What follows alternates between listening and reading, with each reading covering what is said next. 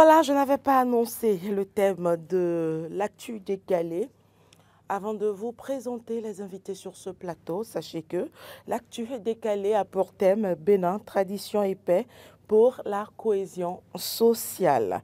Pour en parler, je vais recevoir un invité sur ce plateau. Il a nom Ardan Djenotin, chercheur en humanité classique. Il est également prêtre de Fa. Ça, c'est pour la dernière demi-heure de cette émission. Et nous recevons déjà sur ce plateau Roland Laurent Tonéikès et Marc Goudjanou. Bonjour Marc. Bonjour Carole, bonjour à tous nos amis téléspectateurs et internautes. Roland, bonjour. Bonjour Carole Laye, Marc Goudjanou, bonjour. Bonjour Laurent. Téléspectateurs et internautes, bonjour. Il vous a salué? Non, oui. Mais c'est pas encore. Je me suis rattrapé. Non, mais en réalité, il ne devait pas me saluer tant que vous ne m'avez pas donné la parole, parce qu'on ne sait pas si je suis là ou pas. Vous avez l'habitude de le faire? Oui, moi je le fais parce que, bon, pour moi, c'est rien. Moi-même, je le fais. En fait, ce n'est pas un sujet à polémique. Bon, répondez-lui. Je lui ai répondu. Bonjour Laurent. Bonjour Marc. C'est parti. C'est à croire qu'il y a un problème et que vous voulez régler. Non, pas du tout, pas du tout. Non, de toute façon, rassurez-vous, il n'y a pas de problème. Il y a un problème. Vous avez circulé dans ma rue sans autorisation hier. Malheureusement pour vous, j'étais dans le quartier avant vous. Je suis le chef quartier. Voilà, c'est dans la bonne humeur que nous allons démarrer cette deuxième rubrique de Matin d'Éden, l'analyse des différentes informations parues, relayées par les différents quotidiens. Alors, nous démarrons avec l'emblème du jour qui parle de la réouverture partielle du passage fluvial,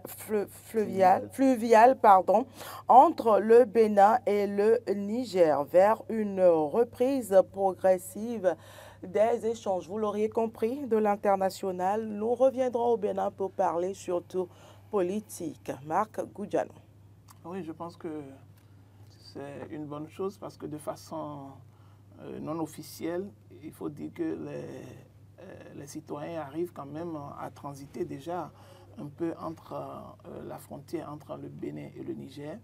Et donc, il y a cette zone fluviale qui permettait quand même surtout également aux véhicules en transit de pouvoir aller vers le Niger et vice-versa également certaines marchandises.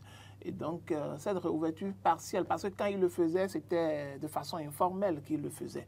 Aujourd'hui, maintenant, quand il y a une réouverture partielle, ça va permettre quand même un flux plus accru, parce que lorsque vous êtes dans l'informel, souvent, c'est un peu plus difficile de pouvoir faire traverser les marchandises de part et d'autre. Et puis, avec... Les voyageurs sont même grugés. Exactement, les voyageurs sont même grugés. Et si éventuellement cette ouverture partielle intervenait en bonne et due forme, je pense que ça va alléger beaucoup la peine des transporteurs, des passagers également de part et d'autre, et des citoyens des deux pays, pour pouvoir quand même leur permettre de pouvoir aller et venir facilement. C'est vrai que quand on parle du passage fluvial, ça comporte également énormément de risques que le passage terrestre. Et donc, il faut quand même déjà prendre les dispositions adéquates, parce que quand il le faisait peut-être dans l'informel, ce n'était pas toujours les acteurs, c'est-à-dire les acteurs du pouvoir en place, c'est-à-dire l'administration qui organisait cela. Et donc, ça se faisait forcément de façon anarchique et avec tous les risques que cela comporte. Et donc aujourd'hui, quand il y a une ouverture partielle, ça permet quand même à ce que les gens puissent passer en toute sécurité, en toute quiétude, ce qui va quand même, ce qui va dans la droite ligne de l'apaisement de la tension entre les deux pays, parce qu'il faut reconnaître que ceux qui en souffrent beaucoup plus, ce sont les populations, ce sont ceux qui exercent le commerce entre le Niger et le Bénin, et également les transporteurs également qui en souffrent énormément parce qu'ils n'arrivent pas à faire entrer leur camion comme cela se doit. Et lorsque vous devez décharger au niveau de la frontière et faire transiter par voie fluviale, vous voyez le surcoût que cela vous crée en tant que transporteur. Et donc, c'est insatisfait. Je pense que d'ici là, peut-être, on va assister à l'ouverture vraiment de la frontière terrestre également pour pouvoir aider les uns et les autres. Roland Tonéikès. Oui, je crois que c'est une bonne nouvelle pour les opérateurs économiques de part et d'autre. Vous voyez les difficultés auxquelles sont confrontées les populations, notamment les transporteurs et les opérateurs économiques. Et donc, quand on ouvre de façon partielle ce trafic-là, je crois que ça règle un peu les problèmes de difficultés auxquels sont confrontés les usagers, en tout cas les Nigériens et les Béninois qui font des activités de part et d'autre, en prenant par le fleuve. Et pas plus tard qu'hier, je rentrais, j'ai vu les véhicules d'occasion. Ah oui. Et on en parlait, celui avec qui j'étais, pour dire que oui, aujourd'hui, avec la fermeture de la frontière, les gens sont obligés de transiter par Kandi, Segbana, d'accord, et pour aller dans le Nigeria, ressortir par le Nigeria pour aller dans le Niger. Tout ça. Et aujourd'hui, c'est comme si parfois c'est le Nigeria, parce que c'est vrai, les gens sont obligés de payer encore des taxes au Nigeria. Alors qu'en réalité, si on ouvrait les frontières, c'est que ça pourrait faciliter la tâche. C'est pourquoi moi je pense qu'il faut interpeller aujourd'hui les autorités nigériennes. Parce que le Bénin, de son côté, a déjà ouvert, c'est le Niger qui refuse d'ouvrir. Et de tenir compte de la situation que vivent leurs concitoyens nigériens, mais également de tenir compte de ce que vivent aussi certains Béninois qui font des activités à travers, vers le Niger également. Donc, ça va beaucoup plus amener beaucoup de solutions aux problèmes auxquels sont confrontées les populations aujourd'hui. Vous n'êtes pas sans savoir que les camions, beaucoup de camions sont au gare ralenti. Il y en a qui ont même vendu leurs camions parce qu'il n'y a pas de marchandises. D'autres, des gens ont perdu leur emploi. Certaines activités sont au ralenti au niveau des deux frontières également. Et puis, tout le corollaire, c'est des manques à gagner pour les deux pays.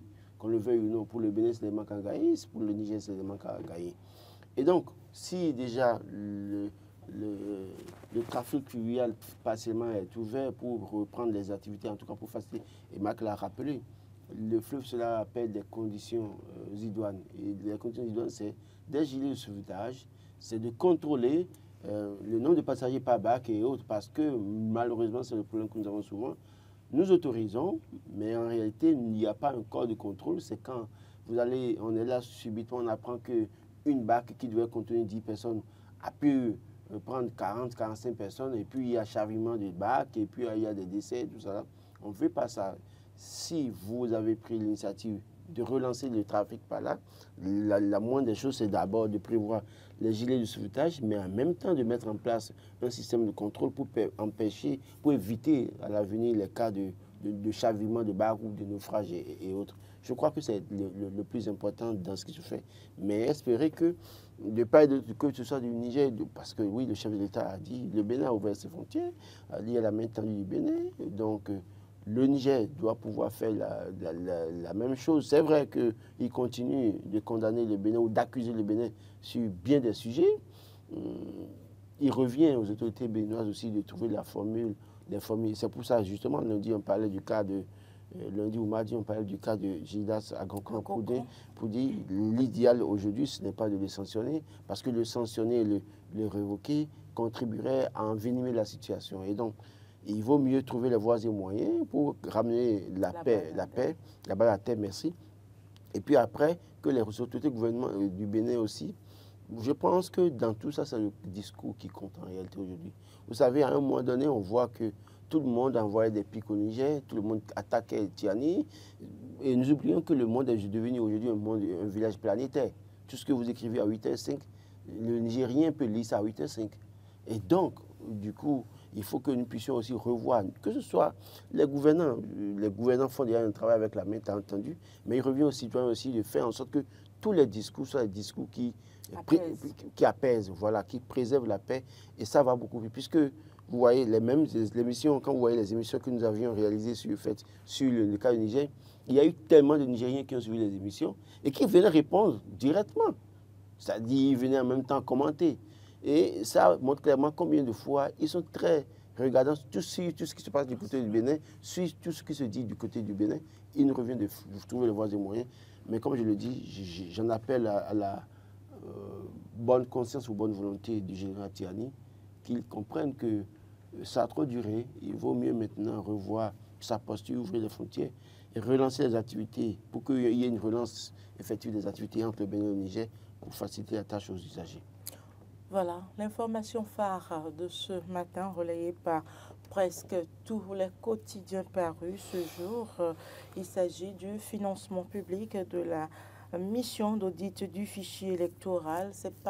Nous prenons pêle-mêle palmarès ou encore matin libre, financement public de mission d'audit du fichier électoral, Talon prouve sa bonne foi. Oui, bien sûr, je disais tantôt lorsqu'on faisait assez le débat sur cette question de l'audit du fichier électoral, avec toutes les divergences qu'il y avait autour, surtout en ce qui concerne l'opposition ou l'opposition voilée des partis de la mouvance présidentielle. Je pense qu'il y en a qui étaient dans une position rigide et ne voulaient pas forcément participer à la chose.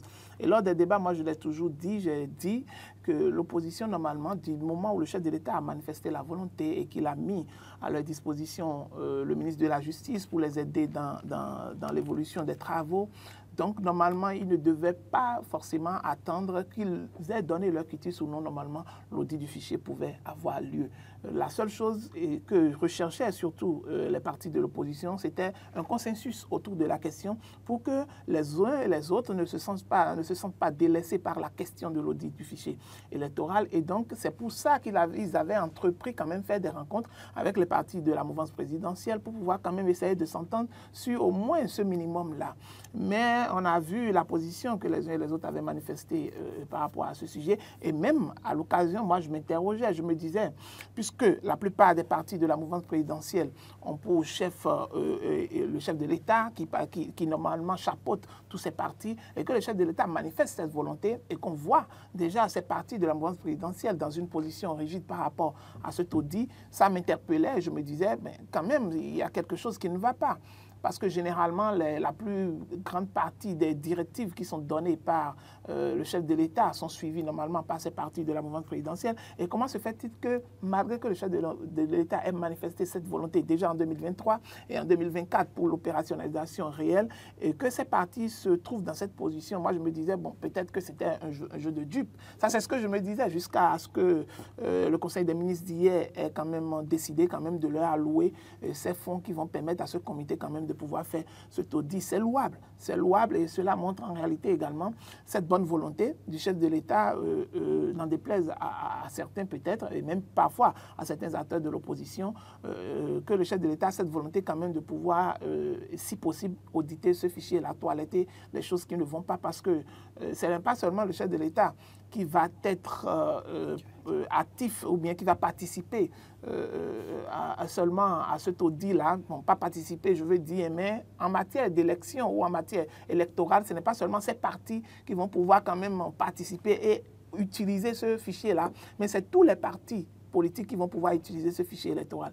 Et donc, cela pris ensemble, ça veut dire que ça concerne tout le monde et que tôt ou tard, c'est-à-dire si on n'arrive pas à régler ces problèmes, c'est que tôt ou tard, ça va rester là et ça va alourdir en réalité la tâche pour les uns et les autres. Donc, c'est déjà important de pouvoir le faire. Quitte maintenant à pouvoir trouver les experts nécessaires, la qualité, les ressources humaines nécessaires pour pouvoir faire le travail, pour que ce ne soit pas un travail bâclé et que l'on ait également la volonté de mettre à leur disposition tout le nécessaire dont ils auront besoin quand même pour pouvoir faire ce taudis. Parce qu'une chose est sûre, il faut mettre de l'argent dedans pour pouvoir recruter tous les experts et tout ce qui va rentrer dans le mécanisme d'audit. Mais l'autre chose également est de permettre à ce que ces personnes ressources aient accès aux données afin de pouvoir mieux les éditer. Parce que c'est là également l'autre question qui est très importante. Et donc, si on voit déjà cette bonne volonté, cette bonne foi du chef de l'État en ce qui concerne ce taudis, on espère également que le processus va vite évoluer et dans les délais qui sont prévus par la loi afin que quand même ce problème soit levé pour le bien de tous les partis politiques au Bénin. Pas seulement des partis de la mouvance, mais pas seulement non plus des partis de l'opposition, mais de toute la classe politique. Le fichier électoral est apolitique. Je l'ai rappelé. Je crois que beaucoup m'ont attaqué. Le chef a montré sa bonne foi, le gouvernement vient de montrer sa bonne foi en mettant les fonds. Je crois que l'opposition a fait quelque chose de très capital qu'il faut souligner. En voulant mettre en place ce comité qui doit faire l'audit, ils ont fait l'effort de se mettre en dehors, en confiant ça à la société civile. Parce que n'oubliez pas que c'est Jean-Baptiste Elias qui est aux commandes de ce comité. Le fichier électoral, quand on le fait bien, ça sert tout le monde. Ça ne sert pas un camp. Et je comprends bien la posture de certaines formations politiques. On a même vu des courants de l'opposition qui étaient contre cette affaire d'audit du fichier électoral et qui ont pratiquement tenté de vilipender les autres. Mais moi, je continue de dire qu'au fond, si on doit faire un travail qui doit être bénéfique pour tout le monde, pourquoi est-ce que certains veulent à tout prix combattre cela? Parce que quand on parle d'audit du fichier électoral, c'est du terre à terre, c'est pas compliqué ce dont on parle. C'est quand même d'extraire ceux qui sont déjà décédés et qui continuent de voter pour certains. Et d'autres, peut-être, certains ont intérêt à ce que les morts votent pour eux. Ils savent pourquoi ils le veulent. C'est pour éviter aussi qu'on retrouve sur les listes électorales des enfants. Et certains ont peut-être intérêt à ce que les enfants votent pour eux dans leur circonscription électorale. On sait comment est-ce que dans certaines circonscriptions électorales, on a du 100%. Donc, oui, comprenez que certains ne seront pas d'accord parce que ça pourrait leur profiter. Mais ce qu'ils oublient, c'est qu'à un moment donné, la roue tourne. La roue tourne en ce sens que ça peut vous être profitable aujourd'hui. Mais est-ce que ça peut vous être profitable dans le long terme? Le véritable problème, c'est qu'il y ait consensus autour de cette volonté. Et Marc l'a si bien rappelé. Comment se fait-il que le maître à penser, le chef de l'État, chef des partis de la mouvance, dise « je veux ». Le garde des Sceaux a reçu le cas de concertation et que des partis qui disent soutenir le chef s'opposent à cette volonté. Il y avait un problème. Et à l'époque, je disais clairement que j'attends de voir si véritablement ils ne vont pas jouer sur le temps. Je voudrais quand même reconnaître aujourd'hui que le chef a fait le bon pas, le gouvernement a fait le bon pas. Maintenant, sachant très bien, non, attendez, le Conseil des ministres est constitué du chef de l'État et des ministres. Et les ministres sont les militants des partis politiques. C'est ça le paradoxe dans cette affaire. Donc, on attend de voir. Fort heureusement que l'argent... Et je voulais juste rappeler à Jean-Baptiste Elia et à son équipe, vous comprenez, l'argent là, c'est pas s'amuser avec. Parce que vous serez surveillés comme du lait sur le feu. Parce que la situation qui prévaut aujourd'hui, c'est qu'on travaille à auditer vraiment cette liste-là, que tout le monde va aller aux élections, à chance égale. Aujourd'hui, le président a fait taire tout le monde. Oui, donc cette décision. Ça, il faut le reconnaître. Oui, voilà, donc ne serait-ce que pour déjà le fichier électoral, c'est que tout le monde ait une élection à chance égale. Maintenant, les autres paramètres, on peut revenir là-dessus. Mais c'est déjà un bon pas. Réjouissons-nous qu'il y ait ce pas. Et pour ça, il faut saluer quand même le Conseil des ministres, saluer le chef de l'État. Parce que sans la volonté du chef de l'État, on n'aurait pas ces moyens-là pour les auditer. Parce que la Sénat a dit, l'ANIP dit vouloir mettre la liste à discussion de la Sénat en septembre 2025.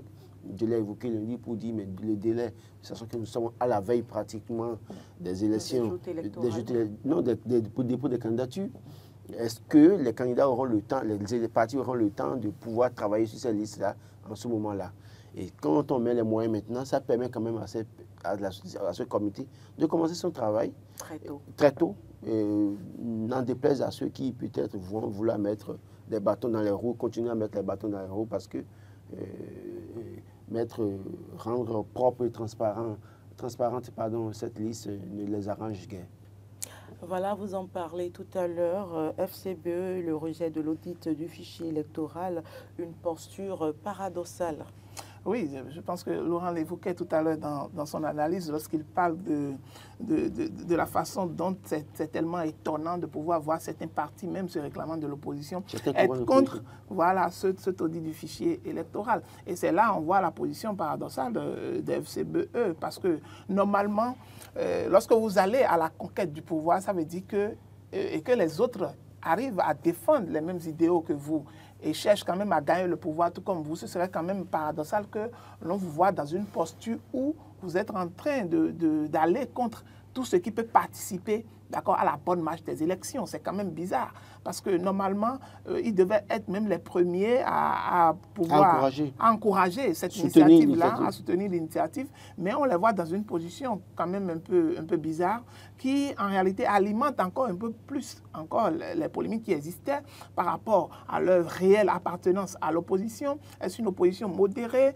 Est-ce une réelle opposition? Et donc, lorsque il a dit c'est une opposition pas aveugle, et pas une opposition va-t-en-guerre. Il a rappelé ça. Voilà, donc c'est une opposition modérée, voilà. Une opposition non va-t-en-guerre. Et lorsque vous voyez par exemple que la plupart des partis de la mouvance présidentielle ont déjà eu une position par rapport à cet audit du fichier électoral, et que vous voyez un parti de l'opposition, ce réclamant de l'opposition, se mettre dans la même dynamique que ces partis de la mouvance, alors même que les raisons qui sont énoncées ne sont pas du tout des raisons fondées.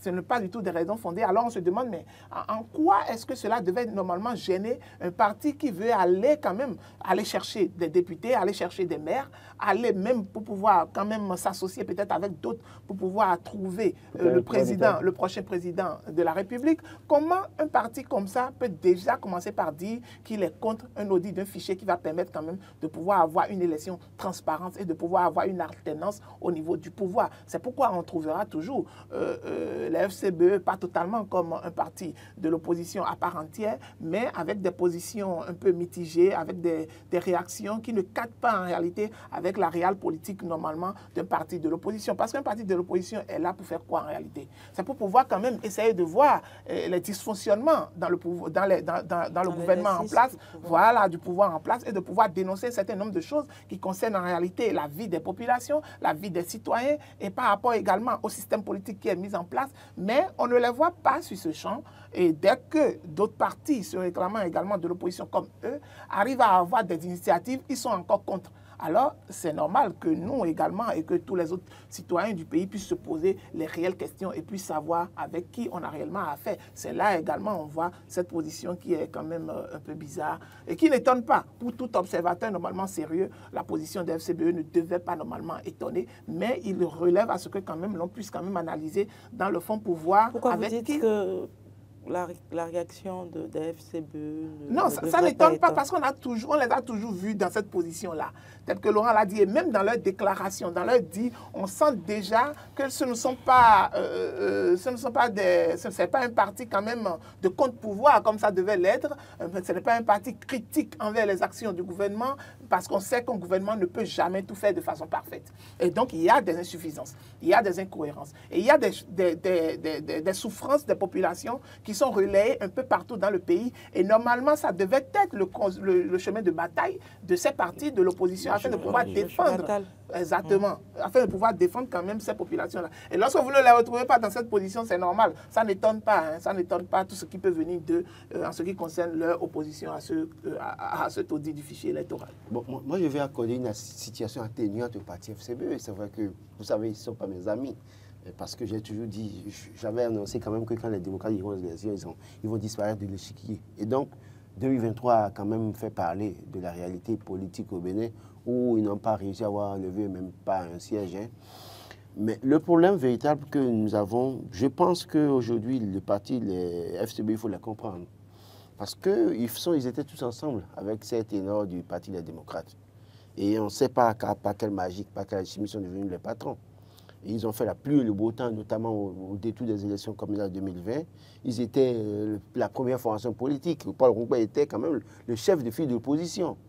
Mais quand on va aux élections en 2023 et qui perd son poste, son siège de chef de file de l'opposition, et que vous savez, avec toute la réalité qu'on a connue, où les démocrates ont eu 28 députés, avec le partage des financements publics, tout ça là, il va toujours en vouloir au Parti des démocrates.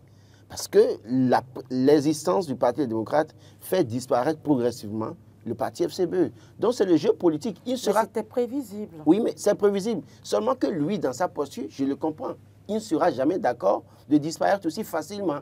Et donc tous les moyens pour lui de combattre les autres pour que cela n'existe pas, l'arrange. Donc c'est le jeu politique. Moi, c'est pourquoi je vais lui accorder une situation atténuante en comprenant sa position et son état d'âme, son humeur face à vis-à-vis des partis les démocrates, parce qu'il estime que c'est eux qui sont arrivés et qui veulent l'éloigner du robinet du lait, de toute façon, ou bien de la table du roi, malheureusement. Et c'est ce qui arrive.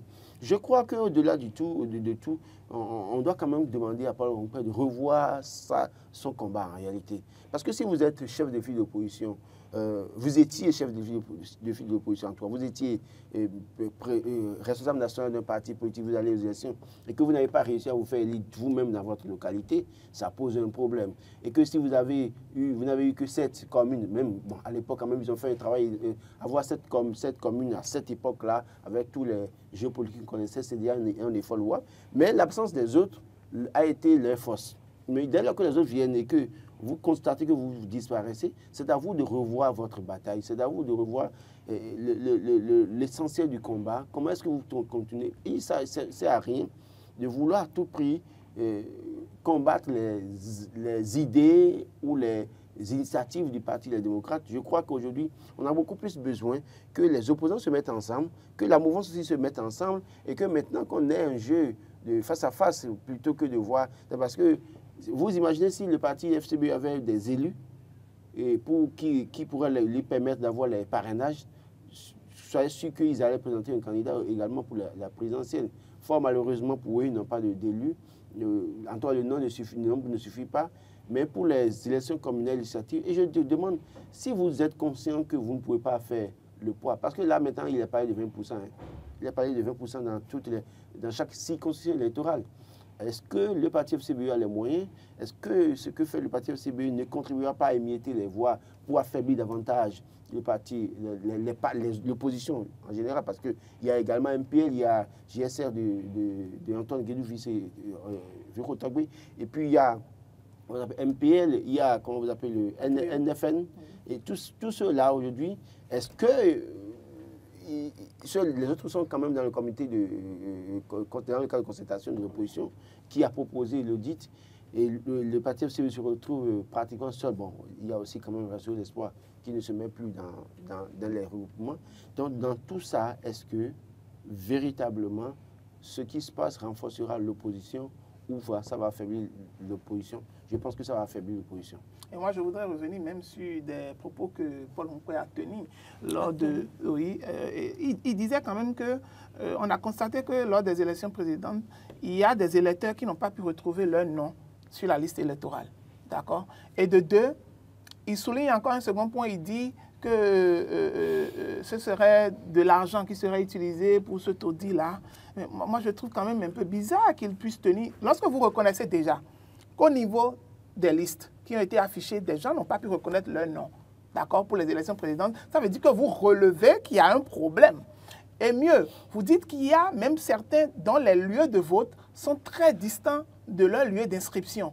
Et donc, ça veut dire que vous-même, en réalité, vous reconnaissez qu'il y a un problème qui est lié à la chose, mais en même temps, vous dites qu'on ne doit pas faire l'audit du fichier.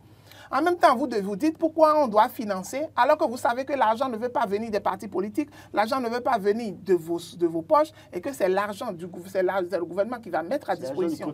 C'est l'argent du contribuable. C'est le contribuable. Voilà, oui, c'est la même chose qu'on dit là. Donc, ça veut dire que c'est le budget national qui doit financer cet argent, ce taudis-là. Et dans le même temps, vous-même qui reconnaissez qu'il y a des problèmes, vous êtes le premier à dire qu'en réalité, que normalement, on ne doit pas le faire. Ça pose vraiment un problème avec nos cadres. Ça pose vraiment un problème parce que tous les problèmes qui sont soulignés au niveau de ce taudis, d'accord, au niveau de ce fichier électoral, vous-même, en commençant par parler, vous reconnaissez même déjà qu'il y a des problèmes. Et c'est quand même paradoxal que vous qui reconnaissez qu'il y a des problèmes liés aux électeurs pour les lieux de vote, pour les listes au niveau des bureaux de vote, et vous dites en même temps qu'on ne doit pas faire un audit du fichier. Donc je pense que vraiment ça pose un véritable problème par rapport à nos dirigeants politiques, à nos leaders politiques, pour pouvoir comprendre en réalité leur vraie motivation est carrément ailleurs. Et c'est eux-mêmes qui en réalité malheureusement dévoilent leur jeu politique. Parce que normalement, ce fichier, ce taudis qui allait leur permettre quand même d'avoir quand même, disons, une photographie plus fidèle du corps électoral. Non, il y a une photographie, ça se dit, une photographie quand même du cadre électoral et que vous êtes là à méconnaître cela, à rejeter tout cela. Alors, les gens vont se poser les réelles questions. Quelle est réellement votre motivation en tant que leader de l'opposition? Et donc, on comprend aisément que la motivation est totalement ailleurs et non en ce qui concerne la défense des intérêts des citoyens. Non, je crois que pour finir sur ce sujet, je crois que c'est moi qui dis quand on a fini avec le sujet. Et je n'ai pas encore fini avec le sujet. D'accord. Mais laissez-moi quand même finir moi mon niveau pour dire que... Non, tant que je vous redonnerai la parole sur le sujet, vous allez parler. Je peux préférer ne pas parler. Alors, ce que je veux dire, c'est que oui, comprenez, moi je continue de lui accorder une situation atténuante, c'est-à-dire au fond, est-ce que c'est parce qu'il comprend très bien qu'aller aux élections, qu'on audite le fichier ou pas, qu'il sait qu'il n'aura rien.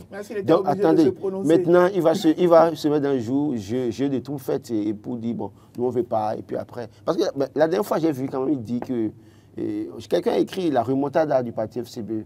Donc quand on est dans une logique de remontada, on participe quand même à ce qui est bien pour que les choses se fassent, pour que la remontada soit clean. Ce n'est pas une remontada où on compte sur l'arbitre, où les buts sont marqués alors que le joueur a leur jeu. Non, ça se joue dans du sérieux, du vrai, du sincère, du transparent. Et je pense qu'il faut quand même que Paul Orunkwe et son équipe comprennent véritablement l'enjeu et ce qui est en face. Au fond, ils savent très bien qu'en face de l'équipe, avec l'équipe en face, là, ils ne pourront pas gagner. Donc, tous les moyens quand même pour espérer avoir ne serait-ce que même 50% de transparence et d'assurance pour ces élections qui arrivent là, sont bons. Il vaut mieux participer, soutenir les initiatives des autres et parler d'une même voix. C'est vrai que, oui, il est parti du parti, il était avec les autres au parti FCB. Il n'y a rien de comprendre et de mettre parfois les égos de côté, de revenir de meilleurs sentiments avec les autres. C'est vrai que les autres peut-être ne voudront pas lui faire confiance totalement, parce que quand vous avez été mordu une fois par le serpent, quand vous voyez le ver de terre, vous fuyez. Donc il se peut que les autres commencent à l'éviter. Mais il lui revient à lui de les rassurer. Pour finir maintenant avec le sujet, nous allons terminer avec Matin Livre qui parle du désaveu pour les partis de la mouvance. Oui, le désaveu par rapport à la mobilisation des fonds du fichier électoral. Et c'est vrai, on l'a dit, on a tous vu la position de ces partis de la mouvance présidentielle. La preuve que le président de la République est pour le peuple. Donc, du coup, j'estime qu'on ne peut pas parler du désaveu. Oui, oui, je sais, du désaveu pour les partis de la mouvance. Parce qu'en réalité, ces partis de la mouvance étaient contre l'audit. Bon. Et donc, justement,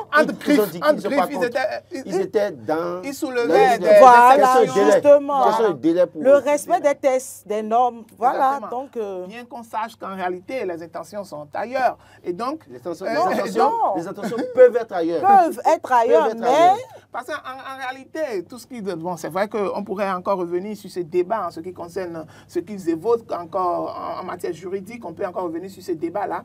Mais en réalité, ça n'a pas de fondement en tant que tel. Et puis, tout le monde a jugé... Justement, c'est pour ça que je dis le président de la République a choisi d'écouter le peuple. Exactement. Et donc... Au-delà même de l'opposition. Oui, ce qui fait qu'en réalité, ce n'est pas seulement... C'est le désaveu, d'accord, pour les partis de la mouvance présidentielle, d'accord, et... une bonne foi du chef de l'État, comme l'a souligné par exemple Palmarès. D'accord. Parce que c'est pourquoi il y a un contraste où lorsqu'on sait que le chef de l'État est le maître en chef des partis de la mouvance présidentielle et que c'est vers lui que les partis de l'opposition étaient partis pour faire cette demande. Et qu'un an après, il décide, d'accord, d'accorder et de les mettre en contact avec le ministre de la Justice pour que la procédure soit enclenchée. Et que dans le même temps, déjà au début, on voit déjà les partis, d'accord, qui sont affiliés à la mouvance présidentielle se mettre dans une posture de contradiction par rapport à ce travail qui sera fait. Et aujourd'hui, on voit le chef de l'État qui, en conseil des ministres, avec les ministres, valide le budget et dit « Ok, je vais mettre tel que je l'ai promis, je mettrai les fonds à disposition pour que le comité fasse son travail. » Et donc, moi, j'amène, tel que Laurent l'a dit, il y a un pan de la situation que moi, je suis en train de prévoir et je suis en train de voir. C'est-à-dire que il y a certains leaders de ces partis de la mouvance présidentielle, en réalité, qui ont des pratiques, d'accord, électorales qui étaient un peu douteuses. Et donc, comptant sur ces pratiques-là, ils se disaient que ça ne servirait à rien de pouvoir faire l'audit du fichier électoral parce qu'ils savent qu'ils allaient continuer dans leur manœuvre malsaine. Et donc, lorsque l'on dit qu'on va faire l'audit, ça ne les aide pas parce que ça va révéler en réalité le vrai visage de leur base qu'ils disent détenir. Parce qu'ils disent qu'ils ont des bases. Et donc, ça va révéler le vrai visage de leur base électorale parce qu'à un moment donné, on va voir qu'en réalité, ils n'avaient pas assez de militants qui sont réellement de leur fief et que ces militants étaient obtenus à cause de certains arrangements, à cause de certaines pratiques qui ne sont pas, qui sont peu orthodoxes. Et donc, lorsqu'on fera l'audit et qu'on va tout toiletter, on comprendra en réalité que ces leaders politiques-là, dans leur fief et dans leur base, ne valaient en réalité presque rien. Et ça va les mettre à nu. Et Patrice Talon va pouvoir remarquer cela. Et c'est peut-être ça qu'ils évitent. Et c'est pour ça qu'ils montent au créneau souvent pour dire ils sont contre, ils ne sont pas totalement contre, mais qu'ils espèrent quand même que ça respecte le cadre juridique et tout le reste. Ce qui est sûr, le président a déjà tranché. Je voudrais vous dire de vous calmer. Ne soyez pas, ne vous réjouissez pas tôt. Non, est-ce qu'il y a question de se réjouir? Personne ne se réjouit. Attendez. Personne ne se réjouit de oui, quoi que On ce soit. constate La preuve est que tout à l'heure... du chef de l'État. Oui, Carole, et tout à l'heure même, je l'ai souligné. Je préserve la cohésion sociale. Attendez, j'ai pas la paix. Oui, je suis d'accord. Personne n'est totalement content. Je suis d'accord. Au fond, ce que je veux dire, c'est quoi? Le chef a décidé en conseil des ministres qu'on donne les moyens au comité pour faire le travail. Ouais. Il faut s'en réjouir, mais pas trop. À un moment donné, il faut se calmer et regarder la réalité. Oui, mais nous, on s'en réjouit pas trop. Non, nous, on fait une analyse. Mais lorsque vous dites de nous calmer et qu'on s'en réjouit trop, c'est comme si nous, on a quelque chose à y gagner. Nous, on n'y gagne rien. Nous, on fait juste notre analyse. Je n'ai pas dit ça. Oui, c'est ce que vous avez dit, de nous calmer. Bon, d'accord, nous allons passer à un autre sujet. Non, Carole. Nous allons passer on peut pas à passer, un autre sujet. Non, on peut pas passer. De la parole sur ce plateau. Une chose est de donner l'argent. Une chose est de se réjouir que oui, le chef d'État a eu la bonne foi, de voir que le gouvernement a fait ce qui est nécessaire. Et puis, maintenant, n'oubliez pas que c'est l'ANIP qui s'occupe de fichiers. Oui, et c'est des données à caractère personnel. Il faut qu'on leur laisse la main pour pouvoir avoir accès à ces données. C'est des données à caractère personnel oui. qu'il faut manipuler. Et qui sont les experts qui seront recrutés? Auront-ils véritablement le fichier à travailler? Puisque le gouvernement va dire après, j'ai donné les moyens, j'ai montré le chemin, j'ai montré ma bonne foi. Et il revient aux techniciens d'accepter ou non. Et les techniciens tiennent leur autorité de quelque part. Les techniciens peuvent vous dire sur la base de telle loi, en vigueur au Bénin, on ne peut pas permettre aux gens de faire ce travail. Attendez d'abord. Parce que là, avant même qu'on nous donne l'argent, les techniciens ont déjà annoncé que c'est eux, là, c'est en septembre qui vont donner la liste.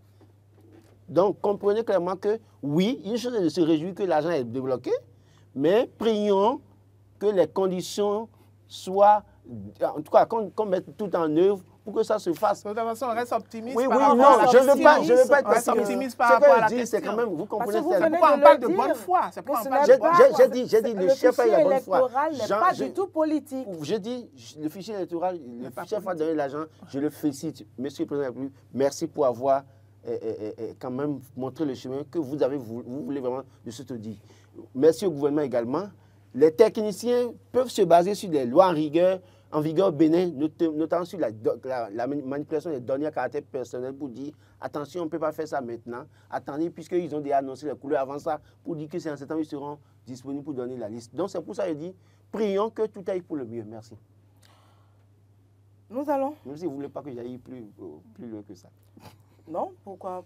Vous avez dit l'essentiel. Sécurité routière au Bénin, les motos désormais. Oui, soumis au radar. Les motos sont soumises au radar désormais.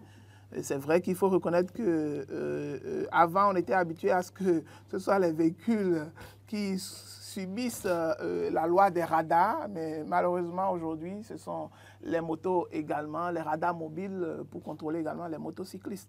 Et l'amende, c'est de 5 000 francs.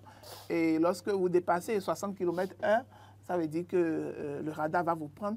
Et l'autre chose que les citoyens généralement perdent de vue, c'est que ce n'est pas que si vous filez là et que vous voyez le radar à quelques mètres, vous ralentissez là, le radar ne va pas vous attraper. Parce que le radar, ça prend une bonne distance déjà pour pouvoir quand même photographier ceux qui sont en infraction. Parfois même, il y a des radars qui vous prennent déjà en compte depuis 1 kilomètre.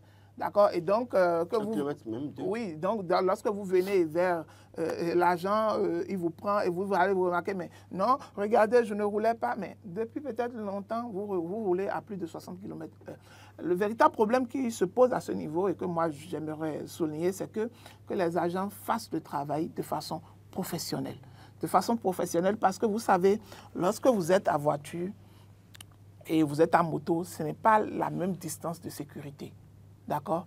Ce n'est pas la même distance de sécurité où, par exemple, la moto file et parfois les motos sont regroupées dans le trafic local généralement. Et quand ils filent en groupe comme ça, ce serait difficile aux agents de se mettre subitement sur la route pour pouvoir les arrêter. Donc, il faut qu'ils trouvent quand même le mécanisme et s'il faut quand même leur faire également une autre formation en ce qui concerne le raisonnement de ces motos-là, il faut qu'on le fasse pour que l'on n'assiste pas à des cas d'accident où lorsqu'on avait remarqué, les opérations avaient été lancées par rapport aux infractions liées au code de la route, à un moment donné, on voyait des policiers qui étaient trop zélés et qui montaient sur la voie et il y avait eu même des cas de mort en cela. Et donc, cela ne donne pas lieu à ces incidents-là. Et ce qui est important, c'est, tel que je le disais, c'est de recadrer, c'est d'encadrer quand même les agents de police qui vont pouvoir faire le travail. Et Dieu merci également, aujourd'hui, on a les caméras piédestales qui vont pouvoir permettre quand même de pouvoir voir tout ce qui s'est passé, de pouvoir, en tout cas, situer les responsabilités à chaque niveau. Et inviter également les citoyens à ce que, lorsqu'un agent de police vous fait déjà la main, ayez quand même l'amabilité de vous arrêter, de ralentir, de pouvoir écouter, de pouvoir, même si c'est l'infraction que vous avez commis, une chose est sûre, vous allez payer. C'est mieux que de payer de votre vie, d'accord, en voulant aller de force, en voulant commettre des infractions plus lourdes également et pouvoir peut-être vous retrouver en prison également. Donc, la responsabilité, ça serait partagé de part et d'autre et que chacun comprenne en réalité que c'est pour le bien de tous. L'excès de vitesse n'aide personne. En réalité, les dégâts que ça cause sont tellement énormes et généralement, c'est la perte des vies humaines qui en découle. Et donc, il faut que chacun prenne sa responsabilité. On n'a pas besoin normalement de nous pourchasser à ce que nous puissions réduire les vitesses lorsque nous roulons, mais normalement, notre conscience, d'accord, et lorsque nous pensons à nos enfants qui sont à la maison, qui nous attendent, lorsque nous pensons à nos chères épouses qui nous attendent à la maison, cela devait normalement nous amener à réglementer nos vitesses sur nos voies parce que nous ne mettons pas seulement nos vies en danger, mais nous mettons également la vie des autres également en danger. Nous mettons la vie de la nation en danger parce que vous pouvez peut-être devenir ministre de l'Intérieur demain et si vous mourrez jeune, c'est pas bon. Allez-y. Alors, vous avez dit que Mac a dit que quand on arrête, bon, même président de la République, hein, si vous voulez, Carole Laye, pour devenir président de la République, journaliste. Je n'en demande même pas autant. Zelensky était comédien, mais il est devenu président de la République. Je n'en demande pas autant. Bon, de toute façon, tranquille, Dieu vous accorde alors ce que vous voulez. Conscience. Dieu vous accorde alors ce que vous voulez. Amen, Dites je Amen, reçois. Amen, Amen 3 fois. Amen, je reçois. Amen, Amen, Amen, je reçois. Vous pouvez continuer. Alors, donc ce que veut dire, bon, Mac a dit, quand le policier vous arrête, il vous arrêter. Moi, je dirais, si vous savez que vous n'êtes pas en règle là, laissez votre moto à la maison, laissez votre voiture à la maison, prenez les médias. Ce n'est pas compliqué. Prendre les médias là, ça ne tue pas. Et ça ne... Vous prenez votre tokpa. Tokpa. Il m'est arrivé, il prend tokpa par moment ici. Vous savez que les soirs, il ne faut pas prendre parce que l'odeur dedans, la sueur, tout ça, là, c'est insupportable. Mais je dis, si vous n'êtes pas en règle, laissez votre moto et votre voiture à la maison et prenez les médias. Ce n'est pas compliqué. Parce que parfois, vous n'êtes pas en règle et c'est quand le policier vous arrête, sous l'effet du stress, vous voulez éviter, vous voulez faire quelque chose et vous perdez le contrôle.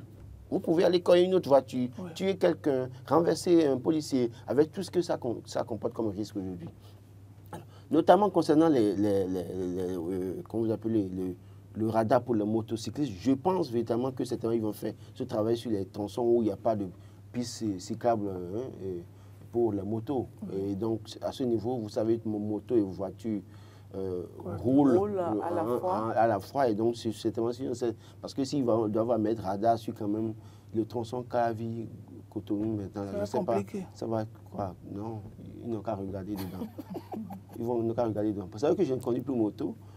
Mais au moins, s'ils peuvent amener par moment les week-ends, les week-ends là, il n'y a pas d'influence. Et bien les gens roulent n'importe comment. Vous prenez les éminents ne veut pas vous écouter, parfois vous insultent. Donc s'ils peuvent aussi venir par certains week-ends là, ça va permettre aux éminents de nous épargner de ces cas-là.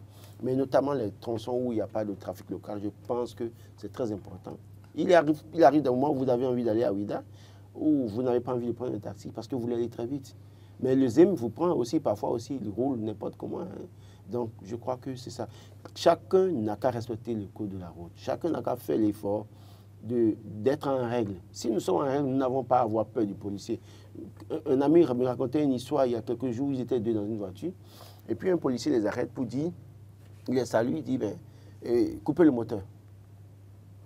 Et je coupe le moteur, pourquoi? Il dit, mais non, coupez le moteur et donnez-moi les pièces de la voiture. Je dis, mais couper le moteur et donner les pièces de la voiture, il y a quel lien entre les deux?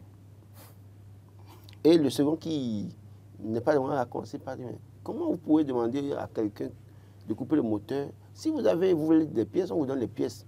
S'il n'est pas en règle, vous pouvez lui dire maintenant de couper le moteur, de vous remettre la clé ou de descendre. Mais vous n'avez pas quelque chose à lui reprocher, mais c'est vous qui vous permettez de lui dire de couper le moteur en même temps. Et il est au milieu de la voie. Donc vous comprenez un peu, il y a de ces cas-là. Donc ces gens, les autres, c'est parce qu'ils étaient en règle qu'ils ont eu le courage. À un moment donné, c'est le policier même qui a dit non, non, non, je vais continuer, je ne veux pas les histoires, allez-y. Parce que le policier même a compris que je suis en face des gens qui connaissent leurs droits. Si vous connaissez vos droits et que vous êtes en règle, vous n'avez pas à avoir peur d'un policier. C'est vrai qu'il y en a, hein. Si vous arrêtez, ils ont toujours quelque chose à vous reprocher. Peut-être que c'est votre fait arrière. Le pneu. Peut-être que c'est votre pneu. Non, parce que, oui. Le pneu qui... Oui. C'est normal. Ça aussi, ça fait partie des infractions. Et ils ne tiennent même pas vraiment compte de cela. Beaucoup de véhicules seront arraisonnés sur nos voies. Bon, vous en savez quelque chose. Et encore, lorsqu'on parle actuellement des motos, vous pensez qu'il y en a tellement de toutes sortes sur nos voies, ou parfois même la plupart, ce qui est remarqué généralement, c'est que la plupart des motos, ils n'ont pas de compteur de kilométrage. Oui. Et donc quand ils filent, c'est pouvoir difficile à eux de pouvoir savoir s'ils sont à 60 ou pas.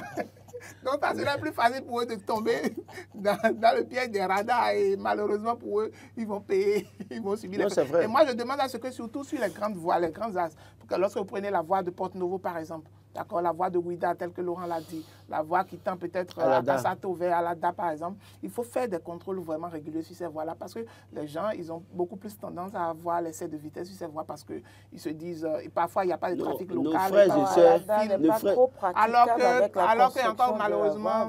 Non, alors que les gens traversent également la voie anarchiquement dans ces zones-là. Parce qu'il y a beaucoup de gens qui ne savent pas traverser. Nos frères qui quittent Agbanyezoun, Djidjatin, pour venir conduire. Ils roulent seulement. Quand ils veulent aller en week-end, mais si vous mettez sur votre chemin, leur chemin, ils vont vous renverser. Donc, il faut quand même ça. Alors qu'en réalité, vous avez trimé à Cotonou, dormi à la Belle Étoile avec votre moto pendant toute une semaine. Les quelques 2 jours, vous devez aller passer avec votre famille à Agbanyezoun, à Tindu, à Djidja ou à Lada, si vous voulez. C'est que vous mettez votre vie en péril. Et après, c'est que vous n'allez jamais à destination. Je pense que ce que fait la police républicaine aujourd'hui, on doit pouvoir comprendre que c'est pour nous que la police... C'est à saluer. Ils font le travail pour nous. C'est vrai que, bon, oui, on peut dire, bon, pourquoi, quelle est la possibilité d'évaluer la vitesse 60, au-delà de 60 km pour une moto, à distance de voie, tout ça là.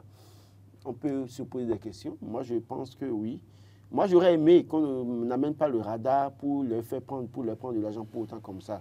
Mais passer à une période de sensibilisation d'abord. C'est-à-dire, vous venez, vous sensibilisez sur cette tronçon avec le radar et vous leur montrez qu'en réalité, ils sont dans l'infraction, mais vous avez un moratoire d'1 mois, 2 mois. Et après, vous ne commencez pas à payer. Parce que beaucoup ignorent. Hein, donc, vous le faites cette sensibilisation d'abord, montrer, les radars seront là. Chaque fois que les motos viennent, vous les arrêtez, vous leur montrez que attention, vous avez dépassé la vitesse qu'il faut, c'est pas bon. À tel niveau... Oui. Et le moratoire peut couvrir 1 mois, 2 mois, 3 mois. Et pour dire après, à partir de ce mois... Même pas 6 mois. Parce qu'il y a des citoyens, par exemple, qui quittent à l'ADA et chaque 6 mois, ils viennent à Cotonou. Ils ne savent rien de ce que c'est qu'un radar. Et malheureusement... Justement, et c'est pour ça que vous voyez parfois, ils sont sur le moto, hein. Le monsieur n'a même pas son casque, le passager n'a pas son casque. Vous les voyez à Kota au milieu de la voie. Et les policiers viennent les arrêter. Ils ne pas le trafic local parfois. Ça, c'est vrai. Et les policiers viennent les arrêter, les arrêter. Et ils s'étonnent. Ils s'étonnent parce que... Mais c'est quoi? Mais ce que je n'ai pas aimé, pourquoi vous prenez les hommes d'Alada? Merci Roland Tolékes, merci. Marc Koudjanou.